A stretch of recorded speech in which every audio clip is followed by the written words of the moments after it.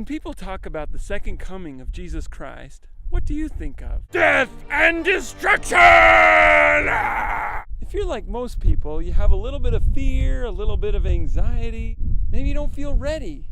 And maybe you have a little concern about how wicked the world is becoming. And it's no wonder, look what we're doing to ourselves.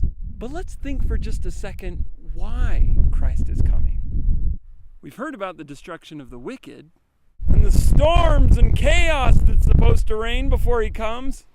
What about the deep down core reason for his coming? I think the answer lies at least partly in some of the work that we'll be doing during the millennium. Temple work! Missionary work!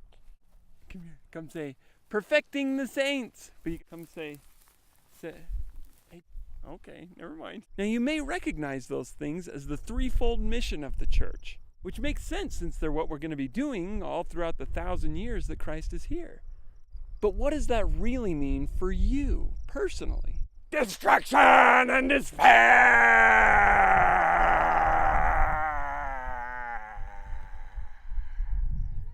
Well, I certainly hope not. If our focus is where God wants it to be, then we'll be living right. So the worthiness part is not even going to be an issue. So what will our focus be? Together! Think about it. If we're living our lives right, then our focus is going to be on other people, on blessing other people, on the second commandment. Because we'll already be demonstrating that we love God. Now some may say, what does the second coming have to do with the second commandment? But really that should be a no-brainer. Temple work is not so much about perfecting our own spirituality as it is blessing the lives of those who have gone on to the other side of the veil. Missionary work is not so much focused on becoming better teachers as it is sharing and teaching the gospel of Jesus Christ to those who haven't received it. Now we all know those things are the case, but I want you to think about it in terms of the second coming. When we talk about the second coming, we tend to think of the destructions, the wars, the wickedness. But try changing your mindset so that when people talk about the second coming, you think, oh, who can I bless? Who can I reach out to? Who can I help today? Because ultimately, that's why Christ is coming. In fact, the reasons for the destructions and for the ending of wickedness is mostly a way for the Lord to pave the way so that this work can be done for other people. We live in a broken world that's so badly messed up that we really can't do the work that the Lord needs us to do in the 1,000 years that He's set aside for it in the millennium. And one of the main reasons He's coming is to clear that path so that we can do the work without the distractions that the world so heavily throws in front of us. I mean, just think about how much easier it'll be to do temple work when there's not people on all sides of the world saying, hey, you can't baptize our ancestors, they didn't want to be Mormons. And when you don't have to be working 12 hours a day at your job.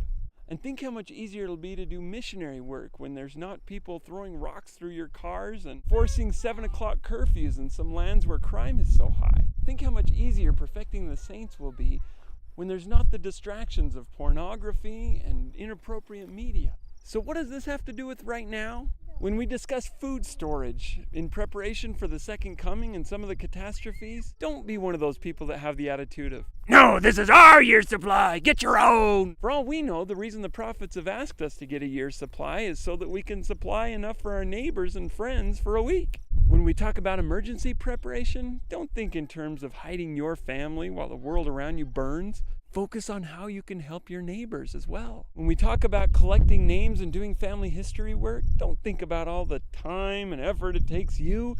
Think about those people that it's going to bless, that are waiting on the other side of the veil. And when you're called to teach or lead in the church, don't say to yourself, but I'm no good at this leadership stuff. It always makes me so scared and worried about myself. But try to think to yourself, what a great opportunity this is going to be to bless other people. When we look at the gospel from an unselfish point of view, it makes a lot more sense. And the same certainly goes for the second coming of Jesus Christ. I'm Chaz Hathaway, author of Marriage is Ordained of God, but Who Came Up with Dating? And Giraffe Tracks, the inspiring true story of an LDS missionary in post-apartheid South Africa. Join us again next time for another episode of Gospel Living Made Awesome!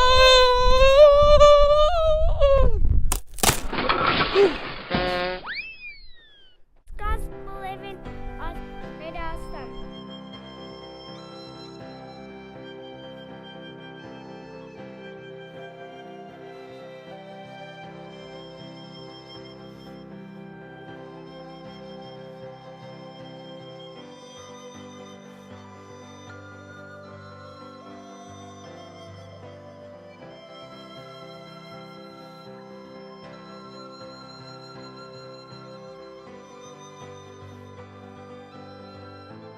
I don't know